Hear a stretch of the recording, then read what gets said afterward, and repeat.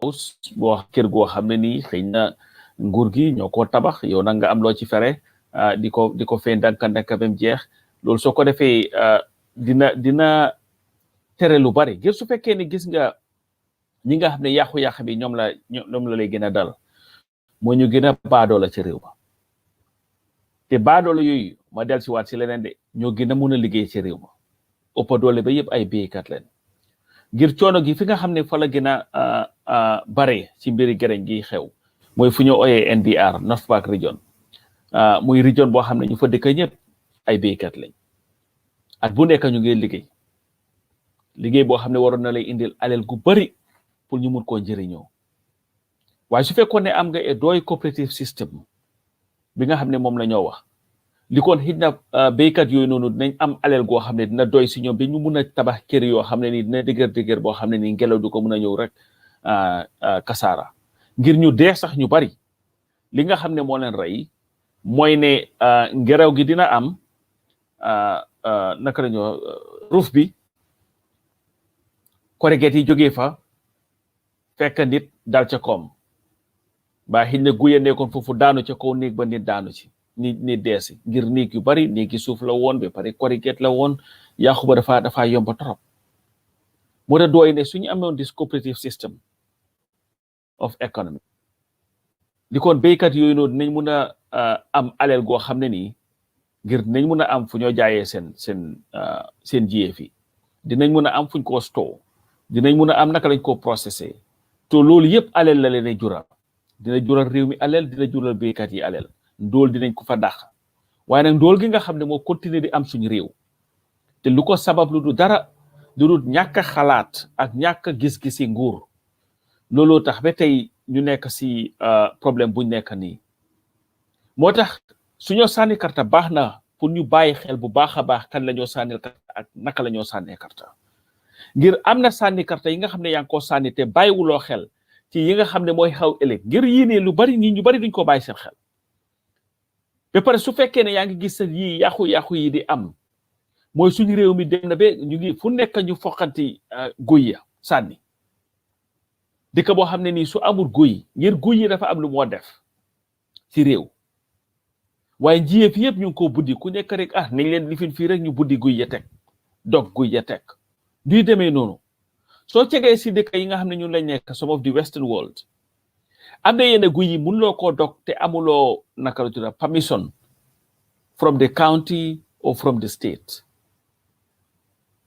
because of yàqu-yàqu yi nga xam ne moom laa indi environmental degradation bi nga xam ne moom laa indi moom la ñoo avoid moo tax dooy always focus on li nga xam ne mooy njëriñ nit ñi tey ëllëg ak suñ fi jógee waaye ñu bari seen xel duy egg foofu noonu actually sax parti yu bari seen xalaat sax duy egg foofu noonu moo tax mu war pour ñi nga xam ne ñooy sànni karta ñu bàyyi xel bu baax a baax naka la ñoo sànni karta ak ñan la ñoo sànnil karta ngir su fekkee ne sànni nga karta koo xam ne nii mënulaa njëriñ si bépp fànn kooku jaruta sànni karta du pour fal nit rek fal liggéeykat la te fal liggéeykat doo ko falee ci yaama neex danga koo fal ci li nga xam ne moom la mun danga koo fal ci li nga xam ne mooy xalaatam danga koo fal ci li nga xam ne mooy jikko ja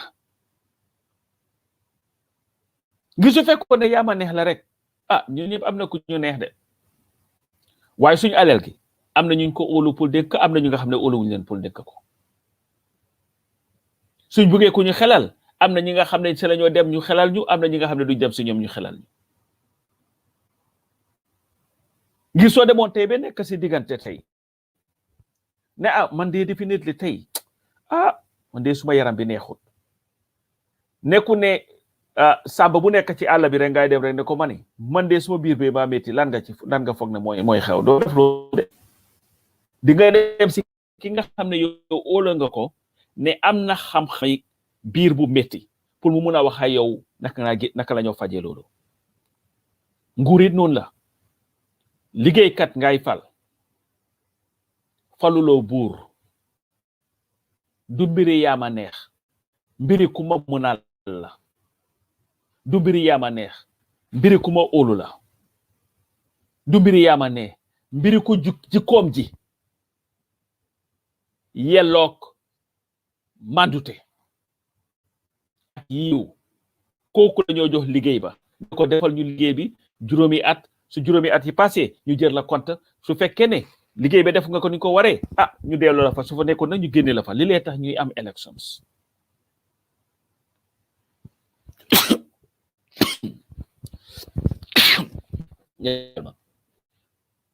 yu bare ngee xew suñ réew tey mënoon nañ koo avoid su fekkoon ne amoon nañ the right leadership waaye juróom fukki at ak juróom benn suñ gis-gis yëpp weesu wutoon kanañu saf kanañu neex kanañu jox saako maalo su élection jotee kanaay indi sabar yi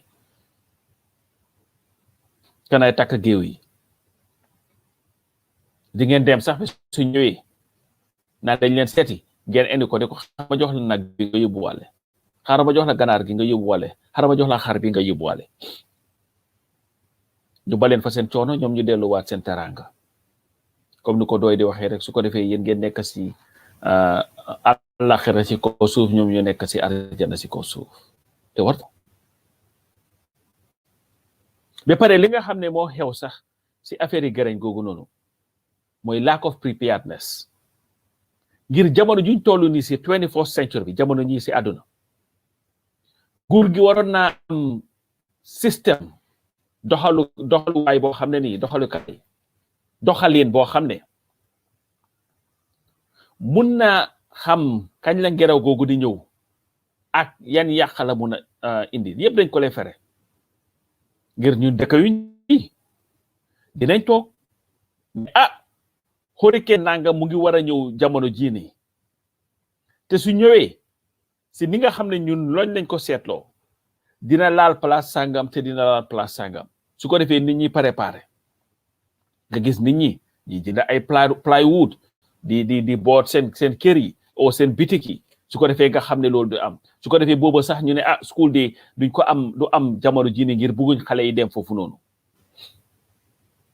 te for the most part prédiction sooy noonu daf lay nekk right du nag ne problème duy am daf lay am dee dina ci am dina ci am yàqu-yàqu dina ci am daf lay am ngir dëkk bu nekk nag am nañu dëgër boobu waaye su yàqu-yàqu amee it nguur gi li nga xam ne moom lañ ciy def loolu tam lu am solo la insurance company si nga xam ne da nga koo jël pour insure sa house or sa properties pour yenn damages yi yooyu ñu ngi fa mu mel ni yàqu-yàqu boo am rek am na fi nga xam ne foofu la alal di jógatee pour dimbali la nga am sa boppa waaye ñun suñu réew yi lan la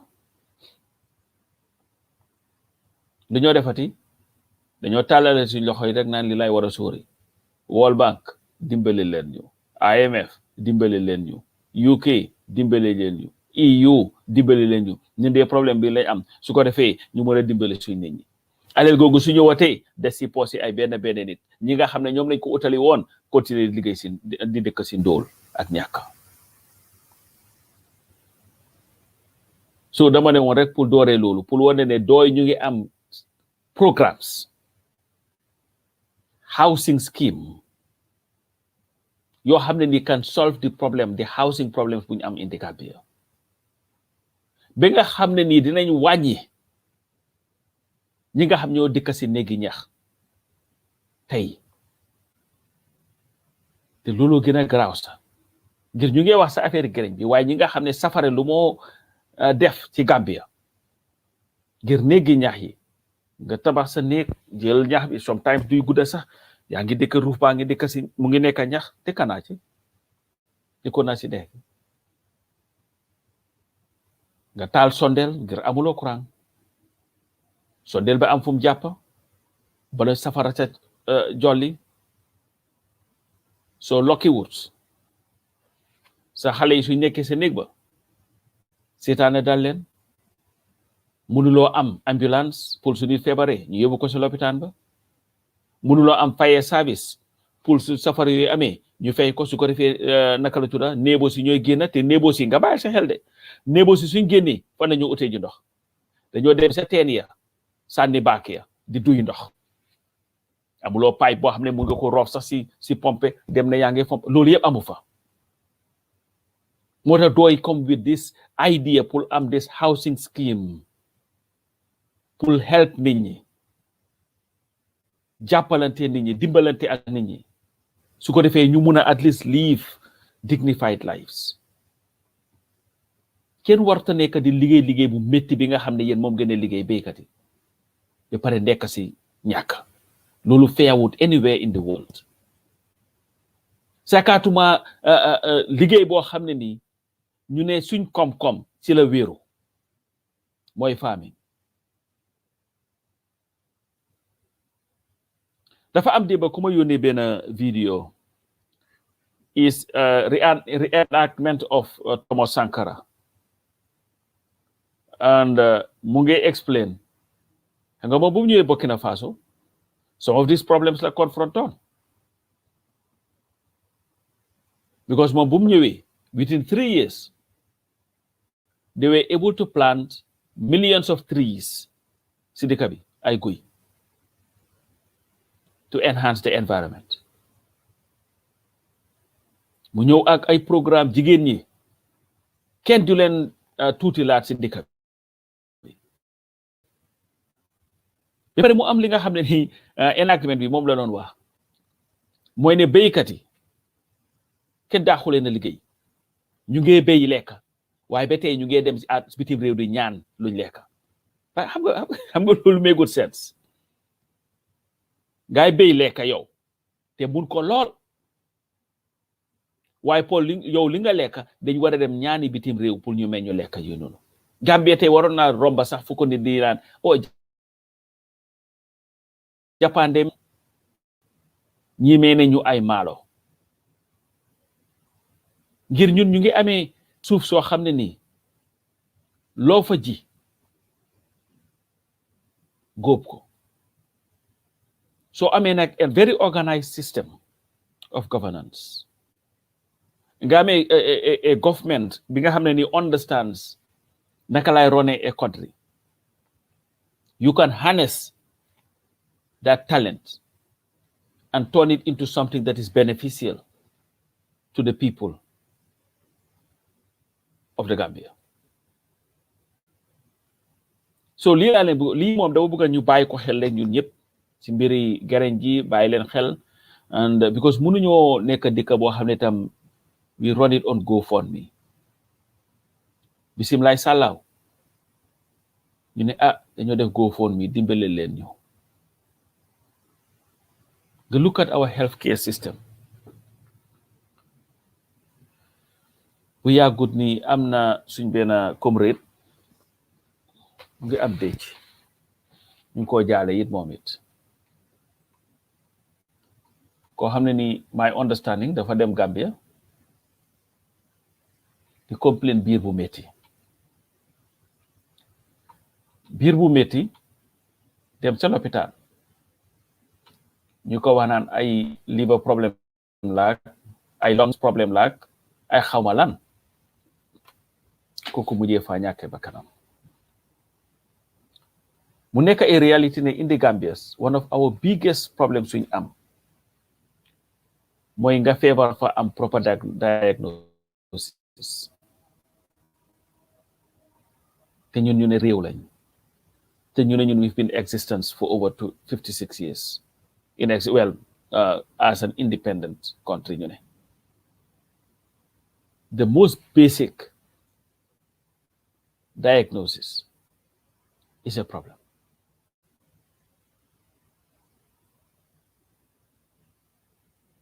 And maa ko discourse suma benn boy kere ñu ngi waxtaan affaire Gambia muy explain bam fa yóbboo doomam bi doom ji am problème biir bu métti la noonu am noonu rek ñu naan ko ay malaria la pare ko pengu mu ne leen déedéet duñ ko pengu and it turned out ne kooku lu mu amoon sax was not even close to malaria. And these are some of the issues yi nga xam ne ni moo confront Gambians and this not only sax Badole ñoo kenn du leen diagnose ngir rek gisul lopitaan buñ dem sa ba gis ku leen diagnose. These are people ñi nga xam ne ñu ngi live in the cities, ñu ngi am the means pour dem si some of these private hospitals. Why you go there? Pour proper diagnosis is a problem. Bu mel ni foog nga am nguur goo xam ne dafa set the standards, raise the standards, move it from this mediocrity where anything goes to a more sustainable system of accountability, where if you're a doctor, you'll be provided with all the means pour nga mën a def sa job correctly, but also provided with all the knowledge to be able to do that job correctly. We need to institute refresher courses. Because man, I'm feel in the healthcare system, I've worked in it for a while. There are periodic tests in am, and that is to refresh your mind on what needs to be done. Not only that, even corporate America, even if you work in businesses, they are training you have to go through it. You do it on your own online, and that is just to pull like a refresh at some mind rec on what needs to be done every given time. And we can do that. We are not that helpless a people. What we lack is the leadership. And it is sad that we have enough competent people around the world running one of the biggest corporations. But yet still, we cannot even run our country effectively. Why? And this is why Doi is saying that when it comes to power, the think tank bi nga xam ne moom la suggestion for the coalition and ñu njëkkalantu ko ba far yàq ko because they didn't know how to run it, will be brought back. Where yow ki nga xam ne ni whatever knowledge that you have, you can send your CV, your resume, curriculum vitae,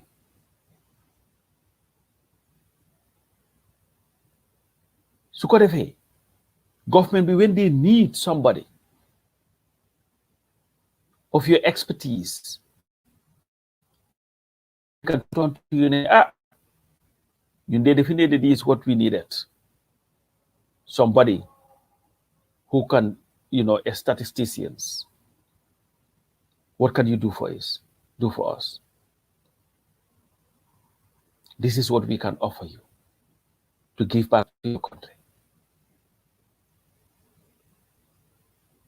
This expert bank that Doi is talking about, so fekone, it was fully utilized by President Barrow and the coalition government. Maybe by now, we would have had a better and more efficient running government. Why ba pusante ba amé sa coalition ba ñi nga xamné ñoko set up ñu tégué len bor and then act like, you know what, we can run it. And what ended up happening? Nothing. Niti Gambia sa fàtte nañ ne there was something called a think tank.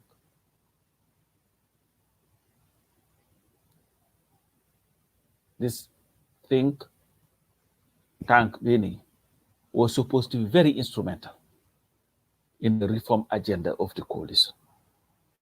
But like everything else, it failed. Not because we don't have the means to make it work, but because ñi nga xam ne ñoo ko suggestion and have the capacity and the know-how to run it were sidelined because boobu pusante bi door na. You say Halifa is threat because of what? He was telling them the right thing about what needs to be done. Ne duñ fi sugarcoat dara. Let's respect the laws. Let's follow the constitution. It became a problem to them. And guess who the biggest losers are? The ordinary Gambian people. Listen, anything that Doi has ever said, I've said this here, about the country and how it should be run is never based on the personal or political gains of Doi and its leadership.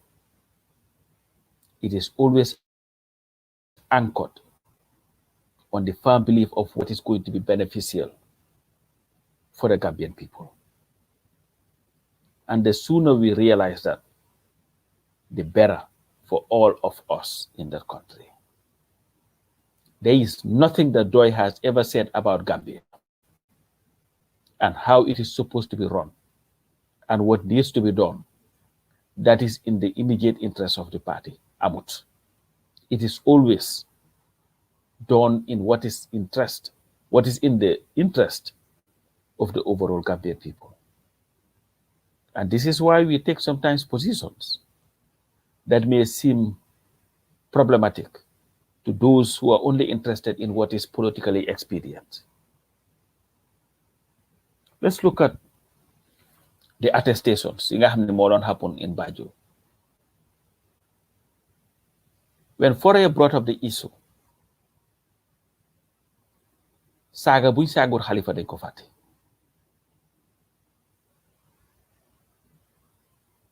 They all of a sudden made it an issue of Halifa versus the mayor or Halifa versus the UDP, which was never the case.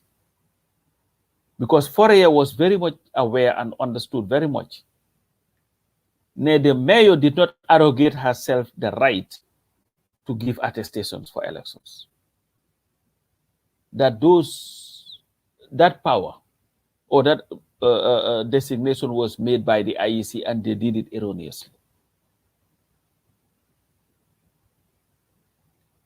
But when Fourier said, you know what, this is not right, it needs to be corrected, the IEC must step in to help the mayor so that they should not put her in this position where this may end up in court. Ñu jóg nag duñ waxu dañ ko fàtte saaga nañ ko wax ñu ñaaw moo tax ñi nga xam ne ñoo gis sa Halifa ñëw seen registration bi génne fa ñaari birth certificate jamono jooju la gaay jógoon nag Halifa Sallah du Gambien papaam Sénégal la jóge waxi caaxaan. A man who gave his whole life for the country. ñu ne all of a sudden fu mu nekk nii gannaaw ñu ne wax nañ li nga xam Fourier wax nañ li nga xam ne ñu ne neexul leen ñu ne xaaral nag ñu dem dala ci ca kaw Halifa Sallah di ko saaga moo tax mu génne leen not only his birth certificate but that of his father 1960 te you look at the birth certificate soo xamee birth certificate ci Gambie bu baax a baax a baax ñun ñi nga xam ne ñoo juddu before these new ones come yu lifin yi sew yi nii these big ones you look at them, you know, those were the authentic, original birth certificates. They were not even photocopies.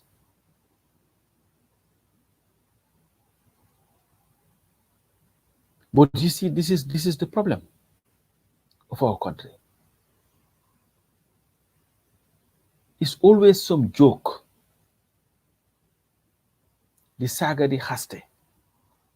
Just because everything that is said, people are looking at it from a political lens. We are never looking at it from what is right and what is wrong. It's always the politics of it.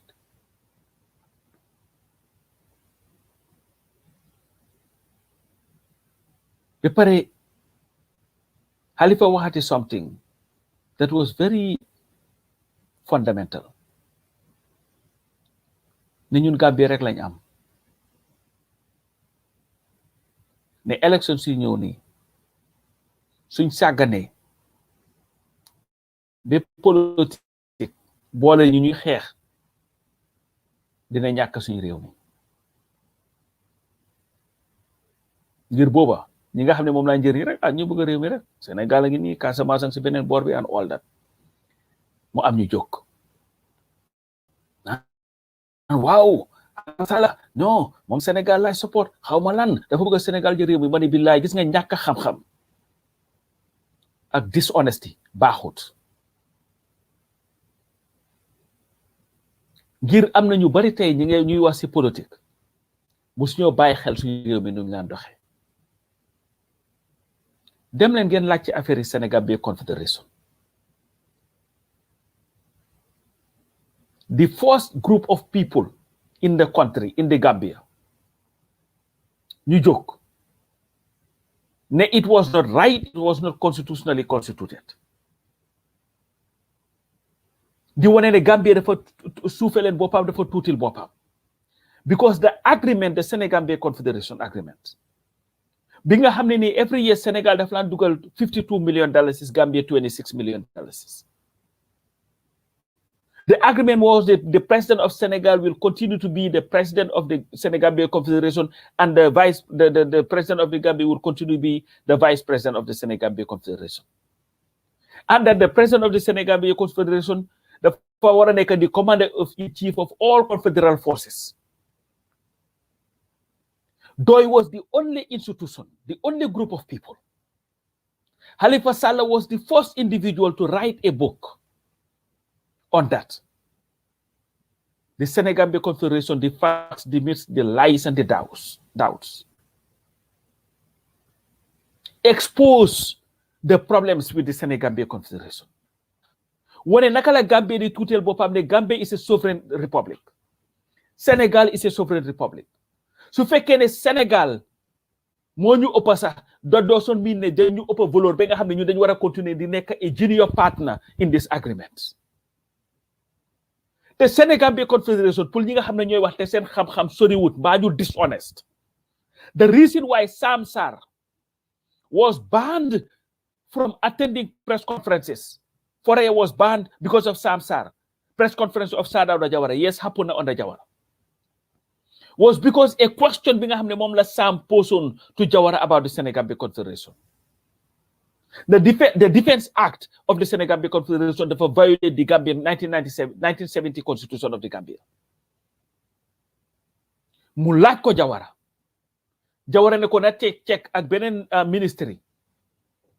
Mami ñoo nañ ko mëna enlighten. Sam went there, ñëwaat ne ko check na waa ñooñu mënu ko enlighten. Challenge Jawara ne ko, are you doubting me? Mu ne ko, yes, I'm doubting statement bi ma jox because it cannot be verified. Mu ne ko, if that is the case, then we'll never answer your questions again at my press conferences, Foray's press conference. That was because of the Senegambia Confederation. And when Doi came into being from 1986, it made the Senegambia Confederation a central pillar of our discussion, including the ERP. And what Doi continued to hammer, eventually Jawara saw it and went back to Abdou Diouf and said, you know what, I think we need to rethink this thing because of this idea. Gambia would always be the junior partner in this. It's unfair. Maybe we have to rotate the presidency. That is more democratic, and we are equal sovereign states. And Bajawara defee loolu xew. That was when Abdou Diouf got mad. Toog benn ajuma. Ñu bàyyi Jawara mu ngi hang xambaaram State House because Senegal decided to withdraw all its forces from the Gambia because Senegalese forces ñoo nekkoon di guard the president. So Senegal just withdrew without notice all their forces from the Gambia. Jawara was left without security. And without Doi, Senegambia Confederation would have continued up to today. Gambia would have continued to be a junior partner in the Senegambia Confederation.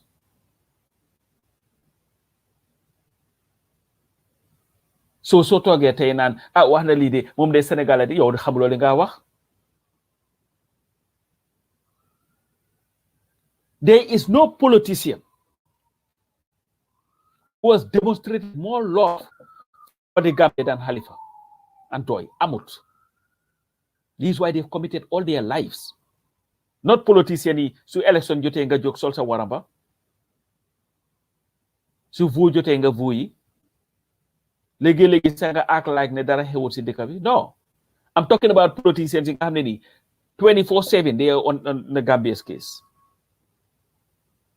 And that is the Doy leadership. Amut Tobaski, amut Korite, amut Christmas, amut New Year's, amut Independence Day, amut dara. Every day of their lives since the inception of the party, they focused it on what the development of our country and the welfare of our people. So amee ay niti kayang di wax ay waxi ñàkk fayda yi nga xam ne basuñ ko on knowledge or ideas waaye dañ ko based on honesty and ignorance. Then you know that we have a problem. And this is why it is important to eradicate the ignorance of our people. Because nit ñi dem need to be taught the history of our country, the political realities of our country, and their value as citizens of that country.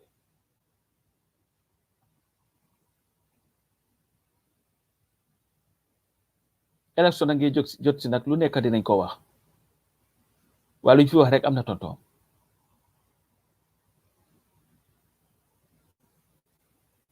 Luñ fi waxati am na tontoom te tonto yi firnde yi wér lay nekk. te gis nañ politique bi fu mu nekk saaga yi kii papaam si Ndar la yaayam Golo la kii nii kii fii la juddoo kii keley baayam kii la tëddal kii lele la laan def kii loolu la. And this is something li nga xam ne dooy yàgg nañ di ko jooy suñ politique moo tax jooy di ko aaye nitam yi de ba wax ne kuy saaga nekkuloo supporter dooy ngir dooy dañ gëm ne li nga xam ne mooy yóbbu réew du saagante du tàncante du uñi wante mbóot lu yóbbu réew mooy xam-xam ak xalaat.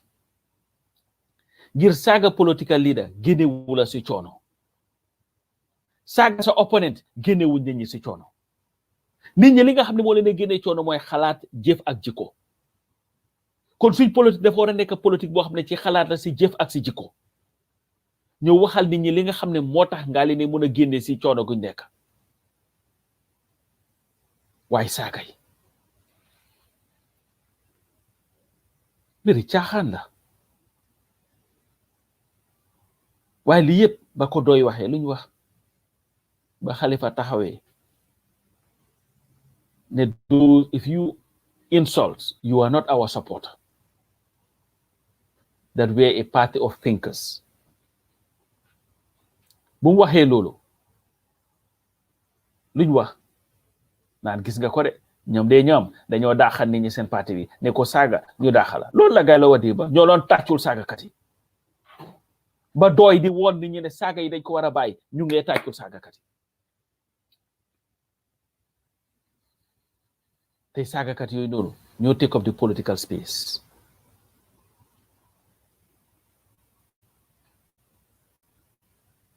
waaye lu Halifa wala rek ki nga xam ne mooy saaga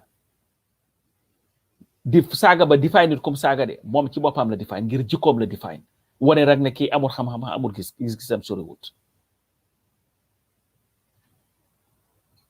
ñu gis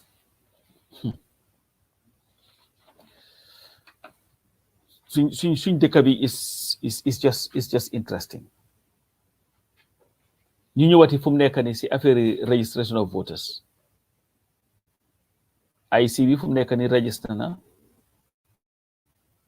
over 987,000 Gambians ñu ne have been registered. The next step mooy the revising codes. And the objective, the reason for the revising codes mooy pour make sure ne ñi nga xam ne seen registration yow am nga problème am nga firnde yu wér ne kii is Gambian is registered nga mën a dem si court si and then prove ko su fekkee ne is right ñu ne diw sangam de war a ci bokk because léegi IEC bi dañu war a publish the whole voter roll Gambien si yëpp mun koo gis su fekkee ne gis nga ne Essa Gueye ngir gis naa Essa sax si boppam fu mu nekk gars yi doon nañ di ko accuse naan waaw moom niti naka la tudda frontière la dafa jàlla frontière bi ñëw waxi caaxaan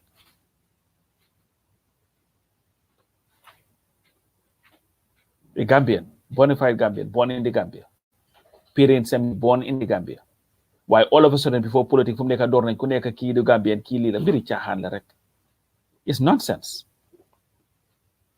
waaye fu mu nekk ni soo doon challenge Essa Gueye registration you go to the courts to the revising courts ne man de am naa firnde yu wér ne Essa Gueye de mu nga jógee Njaagen Sénégal or wherever for choose but you have to have tangible evidence for that and then courts yi dinañ strike out ñi nga xam ne ni were illegally registered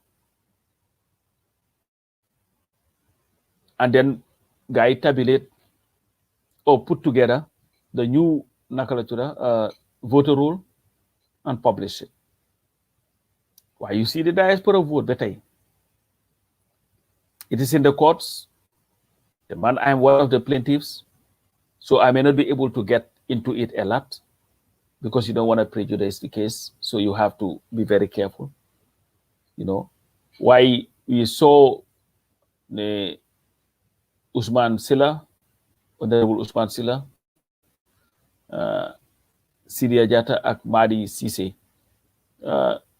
discussed it prominently ci National Assembly te gis nañ di back and forth bi nga xam ne moo happen between Honorable Suwaibu Touré ak Madi Jobate on this very issue, the role of the National Assembly in this. But one thing that is established in all the discussions, when the diaspora vote was always part of the budget. Always. And we hope the courts would do the right thing because you definitely cannot disenfranchise close to 200,000 Gambians, which is almost 10% of the Gambian population. That is not right. And no right of a human being must be abrogated based on conveniences or inconveniences. Rights are rights and must be respected at all times. The diaspora has a role, and it plays a very crucial role in the development of our country. Because without the diaspora, Gambia will collapse, will be on its knees. The diaspora is not a monolithic group. There could be a group in the Nepal. Ku nekk nga bokk. Ñi ngi ci politique, ñi nekkul ci politique, ñi ngi ci diine, ñi ngi ci ku nekk ci. Waaye collectively, ku nekk lu moo def soo ko boolee collectively. Lu moo njëriñ Gambia kenn xamul nu mu toll. Dafa am lu ma fàttali dafa mel ni last speech bi nga xam ne moom la Dr. King joxe, which was April 3rd, 1968. Speech, the name of the speech was "I've been to the mountain top." Moom la joxe speech bi the next day ñu ray ko. And then lu mu doon wone woy the power of the blacks in America. Now the collective wealth of black Americans were richer than all nations in the world except 9 at that time. And what he was calling for, that power must be harnessed so that they would get the respect that they deserve in America. Te ñun soo cegee ñun the diaspora, the amount of resources bi nga xam ne moom la ñoo put in our country every year through remittances fu mu nekk is more than 48% GDP. In fact, there is no entity, whether money derived locally or from donor support, that would match the diaspora. not the taxes, nothing. What we put into the economy. You will in fact have to put all the other avenues in the government put into the economy together to match what the diaspora is putting in. So pour diaspora bi ngàcce ngalaama lu nekk nag dinañ ko dégg but the amount of work that you do and for love of country is unmatched. ba pare leena rek laa bëggoon a pour campagne buy ñëw nii ba pare bala maa continuer ci loolu sax because loolu laa bëgg a tëjee waaye lu ma leen pare fàttali rek mooy ne campagne baa ngi ñëw Doi would need your support so that it will be competitive. We'll pin nakara to the lifin bi where you can donate money. If you're in the UK, you can contact the European branch, Cheikh Ndiaye, Esa Gayak, Alaji Jobak, Musa Jobak, Fai Susu, and the whole list. If you are in the US here, you can contact Jabu Jo, you can contact me, you can contact Abubakar in Seattle, Basirundau, and a whole host of people, to see how you can support. Or you can contact the party directly. You can go to the website. But the party needs your support, financial support, like I've always said here, and to reiterate it. Doi is the one party that is not financed by any single individual. It refuses to do that. Because Doi does not want to owe allegiance to an individual. It wants to owe allegiance to the whole country.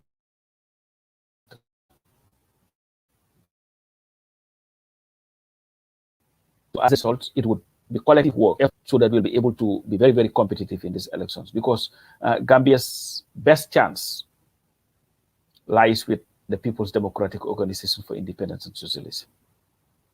And the best person to run our country is this man, Halifa Sallah. So let's make it happen.